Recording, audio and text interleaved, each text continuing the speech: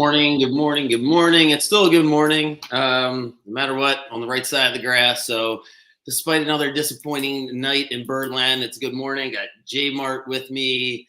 And you know what? I just made an executive decision that we're just going to skip right into the Jets Patriots game because it's not going to do anybody any good to talk about things that we already know that don't make us feel good. And, when you have expectations, I think that's the thing. Life's all about expectations. And in a really good way, Orioles set them super high, and it just makes these losses deflating. Anyway, so let's do it. Let's find a way to make some money. And you know what? While we're getting the negative stuff out of the way, it's been a tough couple of weeks. That's not a secret. We keep track of the records for a reason. It's not for a lack of trying. We're going to get into what's going on in your brain, how we can turn things around, and also it's first 2 weeks, so not losing any faith in you. But let's kind of start tonight. What you're looking for. My analysis just going into this Jets-Patriots game is it going to be a field goal game? It's going to be close to the end. I know it's the Jets home opener, but I've been impressed with the Patriots to start off. I don't know if I'm quite betting the game yet. I haven't dived into it. But good morning, and what are your thoughts on this game tonight, JMart?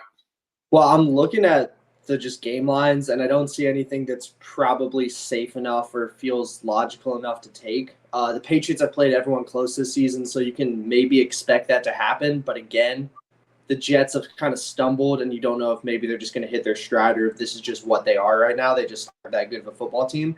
I think Ramondre Stevenson keep the game close because I think they have the Patriots have a solid, shockingly solid offensive line, and Stevenson is a really solid running back too.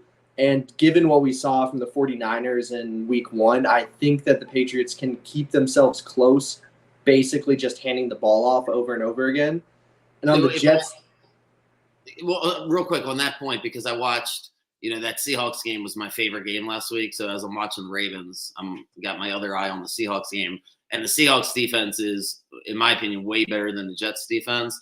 And the Patriots had their way in the first half, running the ball, Hunter Henry. So, yeah, that was my thought is the Jets defense just isn't great. What were you going to say about the Jets offense?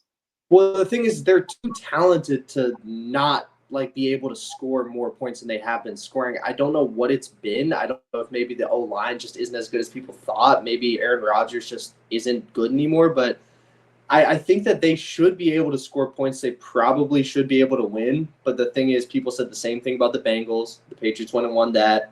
The Seahawks made it. They won the game in the end, but the Patriots were fully in the game the whole time, and everyone thought the Seahawks were drastically better than the Patriots. So it's hard to predict what the Patriots are going to come out and do today. It's really it's one of those games where I think you just watch the game, just enjoy what happens, and maybe try and snipe some players while you're watching it. So it was a clean game. So the Jets and Titans was the Jets played a clean game. Patriots Seahawks was a really clean game as far as turnovers are concerned. The Titans gave that game away. I wonder if the line would be any different. That's why I like the Patriots. I think we're getting good value. And I say this before, the season starts, whatever your opinions are, you don't really want to, stray away from them too much just because of what happens the first couple of weeks.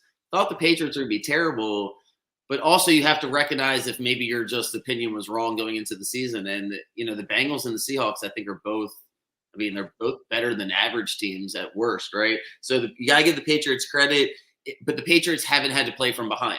So I think that's the key. Can the Jets get the lead and then puts pressure? You really don't want to bet New England, once they're down 7-0.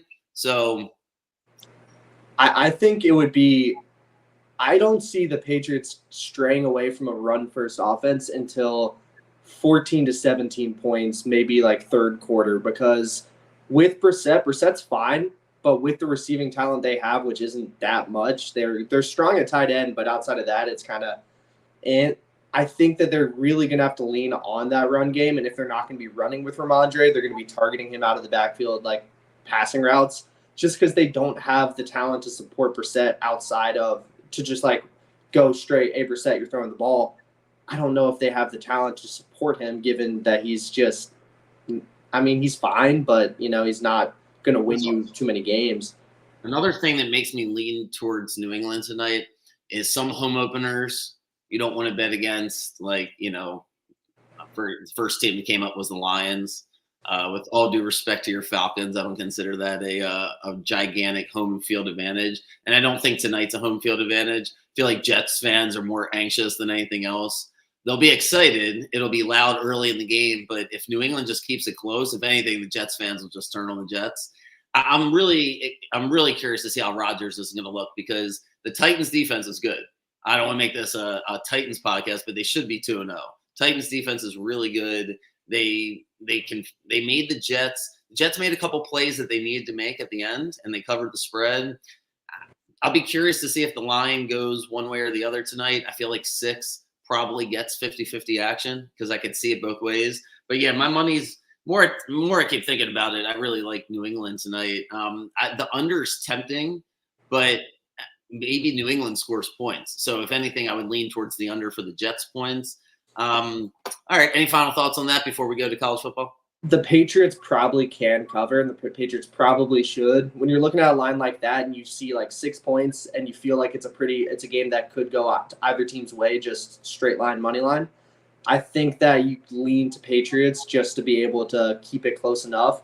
But again, the thing comes down to what if it's a tied game, 2 minutes left, Rodgers gets the ball and he just scores the touchdown. It's a scary situation like that, but you got to recognize that sometimes and just trust your gut. And I think this is one where I'd lean Patriots. I'm just probably going to stay away from it just to see if my reads are getting a little more right here. It basically, well, to finish that point, Will Levis, but I thought we were going to still hold on and win because I'm like, they'll hold them to a field goal, but Rodgers punches it in for 7 last week. So they do get the cover. And yeah, you talked about it. Look, is it your reads? Is it sometimes the ball doesn't bounce the right way? When we look at the bets, one of the things I want to kind of dive into is, why exactly you're going with the bets that you're going with. And is there a strategy that you want to change? Meaning, it seems just over the first couple of weeks, you find a couple players that you're highlighting. And I think it's what I did as far as over 1.5 hits, runs, and RBIs. It's really not fun to bet someone's under for like receiving and rushing props. So is that where you're going to stick? Like you just kind of feel like you've missed on a couple players, got a little unlucky, or do you want to switch up the player prop approach? I mean, I'm going to switch it up. The thing I'm most upset about is I'm targeting these wide receiver 2s, wide receiver 3s, backup running backs, guys that don't get a bulk of the snaps, and I'm expecting them to have big games. And it's similar to what I used to do with NBA. I'd look at role players and be like, well, this is a good matchup for them. The fact of the matter is they're not the wide receiver 1 for a reason. They're not. You can't trust them to do it even in a good matchup.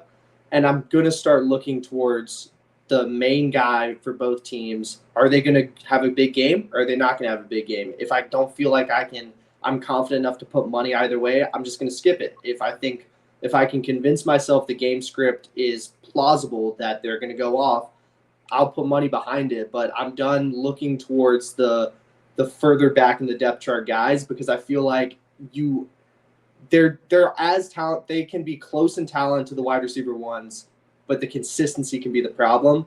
And you don't want to bet people that you can't trust day in, day out to at least give something to the table. You want to show off you're spending a lot of time. You want to show off your intelligence. You want to be able to say, hey, I'm not just taking the best player to go over, and I get it. It's the hardest thing is you want to be right. It's almost like watching, if you want to make the analogy to watching a game, like just take the check down, just take the 5 yards on first down, just keep it moving. Like, do you really want to take Wendell Robinson knowing that you even said it in your write-up, which is like, yeah, if he gets there, he's probably barely going to get there, right? Or it's going to take one big play that you want to be right. You have a good feeling about it. And then the other thing, I'm sure with player props is the fear of missing out. One thing I did want to ask you, what I mean by that is like you think something's going to happen, like a secondary player, right? And then you're like, I don't want to take it. And then turns out he has a big day. How much does the fantasy influence? Are you in a bunch of leagues? Do you find like that conflicts with some of your analysis? So I've seen, and this isn't something I'm thinking about when I'm making the plays like at all. It's not on the top of my mind, but I'll look through the picks I made, then check both my fantasy teams and look at it. And I'll see, I got like 3 of these guys on my teams. It's like, I'm not even thinking about that aspect of it, but I'm looking at it and I'm like, that's like some unconscious bias that like, I didn't even think I was going to do this, but I've locked in Kyle Pitts 2 weeks in a row, and I look at my team, I'm like, he's playing tight end for me. Kyle Pitts is going to cause people family. I mean, what is he? He's just he They're can't not scripting for him. They're still just not really. He's too talented, too big, too fast to not be open. Like, he's the kind of guy I feel like you run like Kelsey. You just get him in situations where he's open and say, do your thing. Just go run through a defender, break a defender's ankles, just get him in space and let him cook. They just don't feel the need to really do that with Bijan, with London. He's kind of become like he can do it, but is it worth targeting him specifically when the offense is running fine without him? Did CeeDee Lamb get hurt at some point during the game? He gets a 60-yard catch, and then I was surprised to see, because I really wasn't watching that game. They got blown out, I think. I think they got blown out, and they saw they were blown out, and they were like, we're not going to hurt the guy we just paid millions of dollars trying to catch this team down. That broke my heart. He was at 90, I think, 6 minutes left in the second quarter. I stopped watching the game. I was like, he's going to cover now. And I went back when the fourth quarter started and saw he was still at 90, saw the score, and was like, they're not playing him. He's just not going to be out there. Well, listen, I've said it to you privately. Hell, I'm going through it. I got to say it to myself. But if you have a good opinion, just don't overthink it, right? Like, if you want to switch up that aspect of the player props, that's fine. But I would encourage you not to switch up the whole process. Just go with your gut. Hopefully it turns around. Try not to pay attention to this for everybody, especially if you're losing. If you lost the week before, it's something you got to snap out of it. It's not like, yes, I'm 13-18, or now that I got lucky, frankly, with the Falcons the other night. But if I go into it saying, well, if I can just be over 500 by the end of this week, it messes up the way you're thinking, because then you try to force games. Just a brand new start, brand new game. So, all right, I want to do college football. I'm still trying to figure out, to be completely honest with everybody, unless you talk college football like Saturday morning, it feels like, especially just the way the world is, there's so much going on. I don't know how you have time for college football like during the week. But at the same time, I don't want to cram everything in for gambling Saturday morning. People like to make their bets ahead of time. So we're going to treat this somewhat like rapid fire, because I'm going to learn on the spot, probably with everybody, since you follow this intensely. I guess I'd like to start here, because Tennessee I love to watch them play.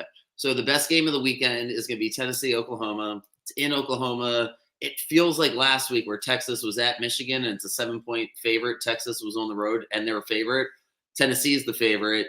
Same logic here. Like, Tennessee is just way better than Oklahoma. And how good is Tennessee? Because they're definitely the most fun to watch. They destroyed NC State last week. I think it's same logic. Like, Tennessee is more dynamic, both sides of the ball. Oklahoma is, I would say, probably better than Michigan this year, but I think Tennessee's they're so good. Both sides of the ball. They're fast on both sides of the ball. I don't think it's going to be a blowout like Texas-Michigan. I think it's one that Tennessee could win by 2 touchdowns, win by 3, but it's more likely going to be within 7 to 14 points. Mm-hmm. They're something else. The speed they play with, the aggression they play with. Their head coach used to play at Oklahoma. That's got to be a factor in this game too.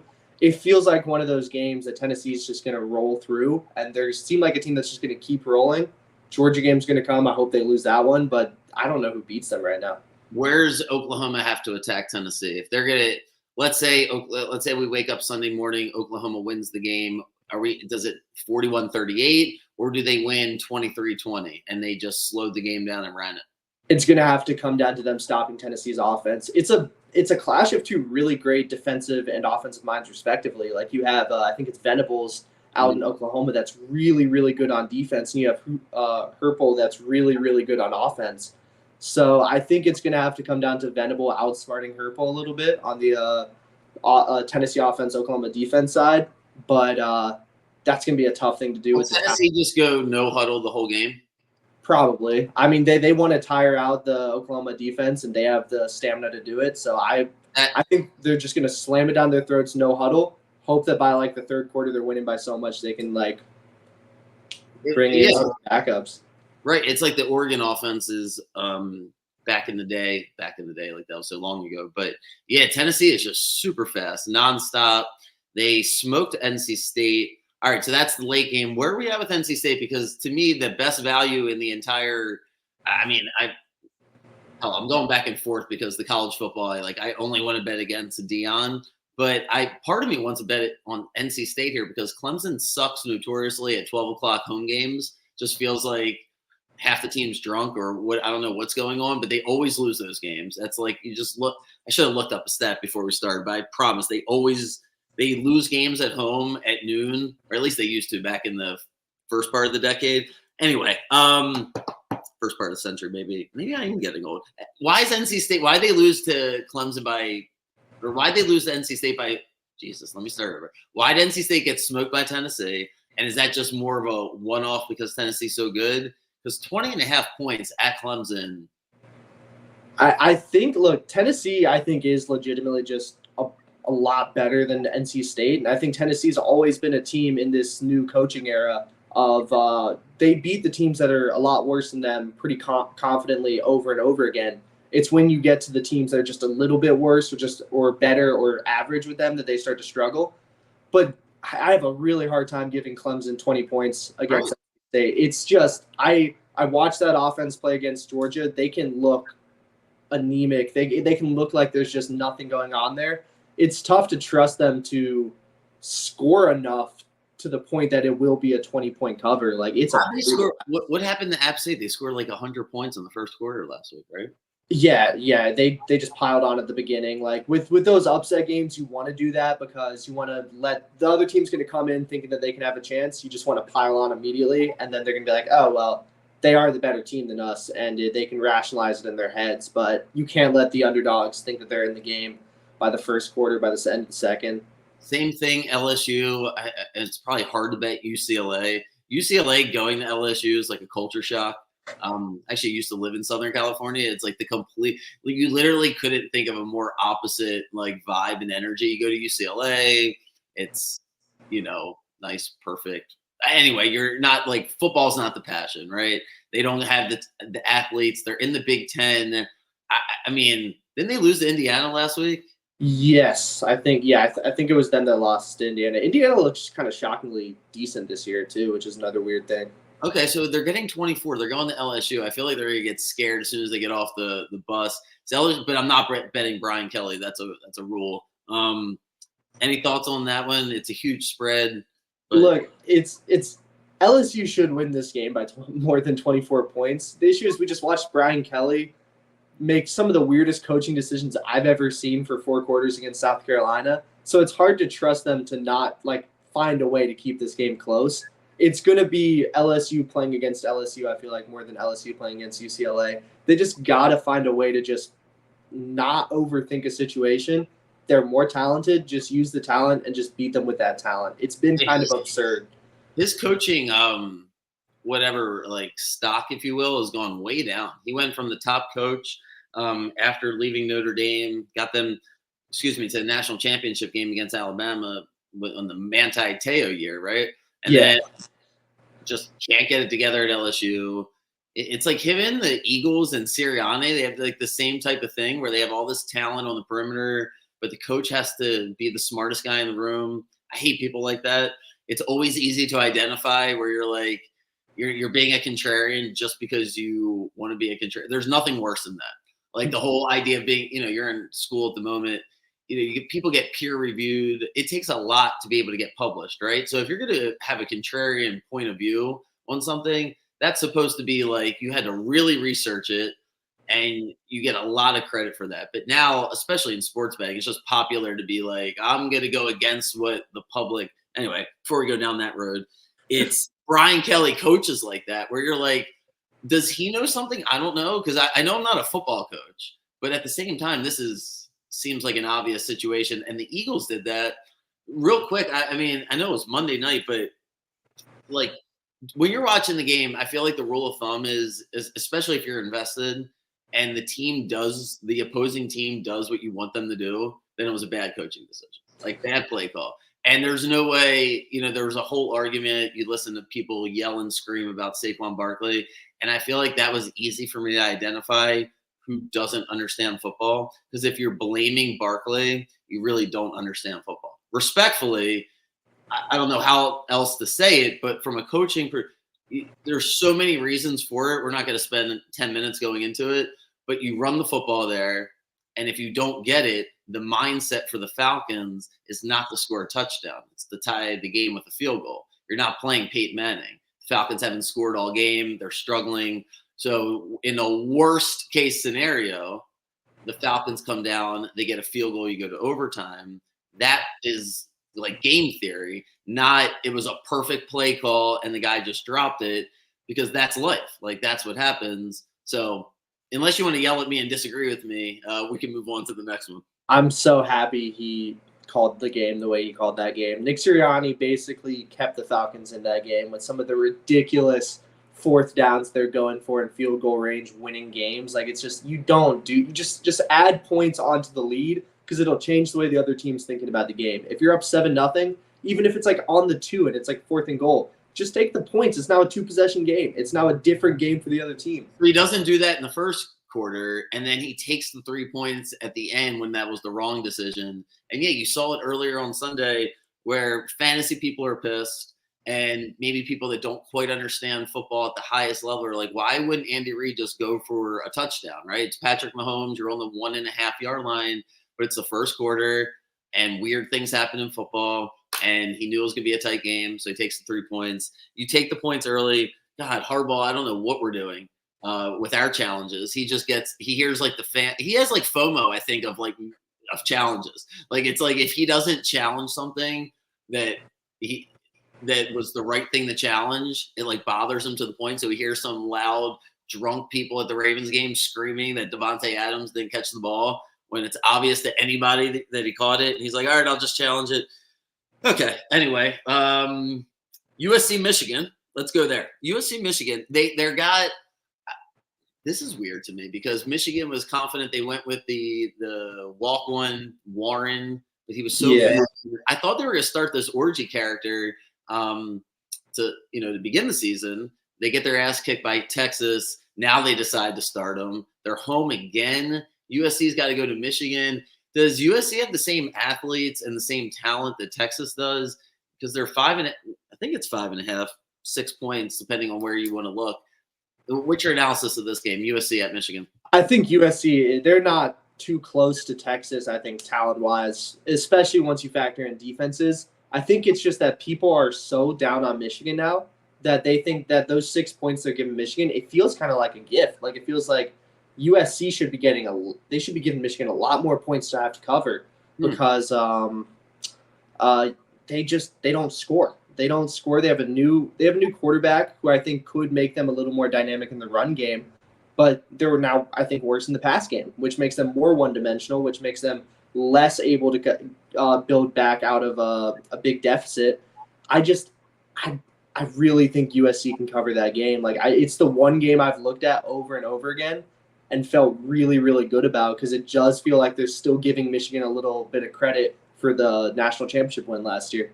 Yeah, and I guess I would have lost. I didn't bet it, obviously, but just if you made me bet last week, I would have bet Michigan. I think that's the square better for college football. It's really hard with these big programs like Michigan and Oklahoma when you're like, hey, they're ranked and they're home, and you want me to not bet them this week? So both of those, though, you err on the side of taking the favorites. Can you help me bet on Baylor? Because I really want to bet on Baylor. This Colorado team is absolute joke. I really want to bet on Baylor, but Baylor, they can't be that good because Colorado's a 1.5 point favorites. Before you go on Baylor, this Colorado team, I know they won 28-6, 28-9, whatever the score was, but Colorado State kept every drive going for them. Shedeur was good. He was even great, you could say, but the vibes are still way off, and Baylor's got to have a better team than Colorado State. They got the same colors, though, so it makes me a little nervous. Talk to me about Baylor. Baylor is a program. The new coach came in. He inherited Matt Rule's players. I think maybe even won them a Big 12 championship his first year in there, and everyone was like, great hire, all this good stuff. And then he had to recruit his own guys. And he has not shown really any ability to recruit his own guys. I think the way they could win this game is that Colorado is so bad on the offensive line that Baylor just could probably not give Shedeur any time to make a pass, because that seems to be the way teams are beating Colorado pretty easily, is you just blitz, and then they're in the backfield in a second, so he doesn't have a chance to make a read, get in a rhythm. Because if Shedeur gets in a rhythm, he becomes a really great quarterback. The issue is like with the offensive line they have, he's never in a rhythm. Right. And that's why Colorado State, I mean, I try not to be like a snap decision about firing a coach, but that coach of Colorado State is terrible. Like, I mean, it was terrible.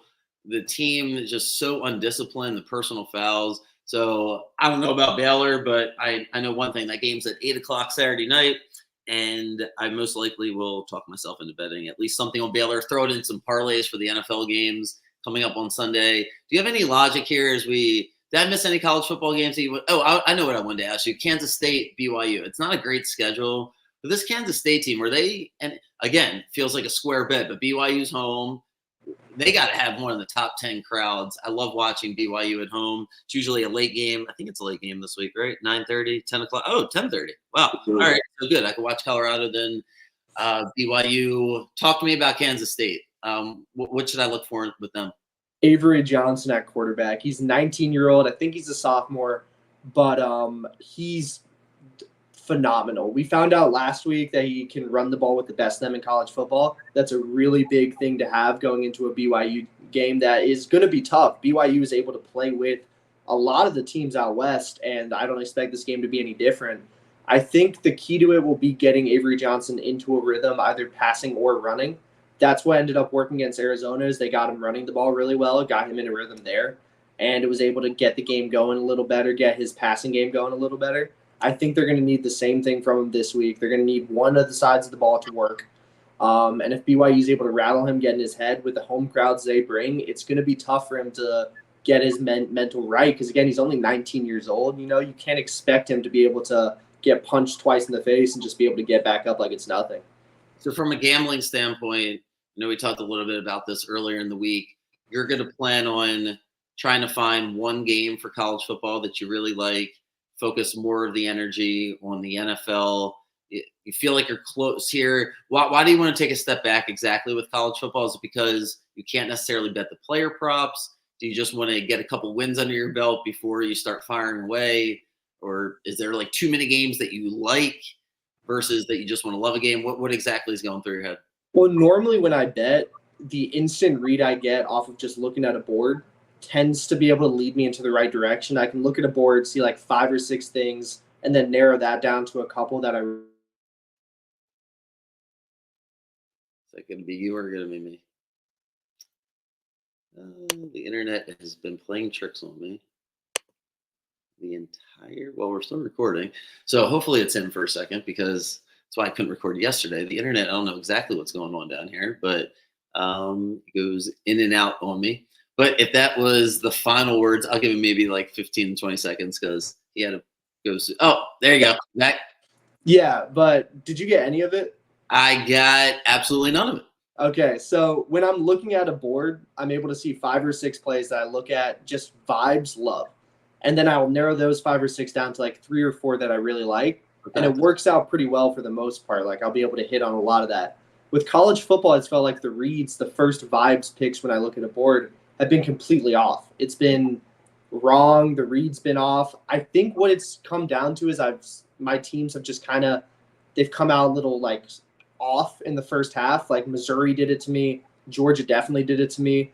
I'm not too worried about that side of things, but I do want to spend a couple weeks with one play with money, and then I'll look at a board and just make little guesses off of that and see if it was just a bad couple weeks or if it was just the reads need a reevaluation. Yeah, you always want to game theory it out. And to me, when I analyze like why I got the Panthers game wrong, even though I said I wasn't going to go all the way back there, here we go. The main reason was I didn't game theory out them being down 7-0. So a lot of times when you bet, you want to be like, well, if this happens and this happens and this happens, well, that's great. But what about if it doesn't go your way right away? Or did you bet on a team where you're like, oh shit, we're down 7-0? Like that's my fear with New England tonight is if they fumble, just a random fumble early in the game and the Jets are up 7-0, I'm like, uh-oh, why did I bet on such a bad team when something like that could happen? Whereas that Lions-Bucks game, yeah, if I had the Lions, which I didn't, I could see somebody being like, I don't care if I went down 7-0. Like I could see the Lions coming back. So you do have to, be honest with with what's going on there. And I don't know if that's the case with Georgia and Kentucky, but I think if you look back on it, you could probably say to yourself, shit, if that first quarter doesn't go my way, it's going to be really loud. Kentucky's going to be amped up. They already got embarrassed the week before. So in your head, yeah, if Georgia goes up 7-0, maybe the wheels fall off. So that's something to keep in mind. What do you think about this slate here for the NFL? I'll let you go in a few minutes because I know you got to run. But obviously the Saints are the best team in football. They're going to win the Super Bowl. We figured that out. What else is – I'm joking. But what jumps out here? Because it's been 2 weeks, and I know the Saints – obviously get the headlines. Is there a team where you're like, I am not betting on them for at least a couple of months? Because my team is the Cleveland Browns. I don't know how they won. I said before the week, please don't bet the Jaguars. Like I said that on the pod. I'm like, the Jaguars find ways to lose. But I'm not betting the Browns for months. I would feel great about the Browns if Flacco was the quarterback. I would know their plays. I love Joe Flacco. I would know exactly if he was going to win or lose. Deshaun Watson, I have no idea. So the Browns are my team where I'm not touching. Do you have a team after these 2 weeks that's just – the Vikings? I don't know what's going on there. I don't know if this is a Sam Darnold resurgence that's happening with talent finally, or if this is just they caught the 49ers off guard and just kind of like got them early and then the 49ers couldn't dig themselves out. But the thing is that they still got them down, which means that there is that talent there where they're able to do that potentially day in, day out. Jefferson, right? Like he didn't finish the game. Yeah, no, Jefferson got hurt. He was on my fantasy team. I got mad that he got capped at like 24 points. But like Darnold's got a cannon. And with the receivers he has, if Jefferson comes back healthy and all that, I don't there's such a weird team that I'm gonna need to see a couple more weeks of them before I'm able to like confidently bet for or bet against them. Yeah, they play the Texans at home this week. They get the Texans on a short week.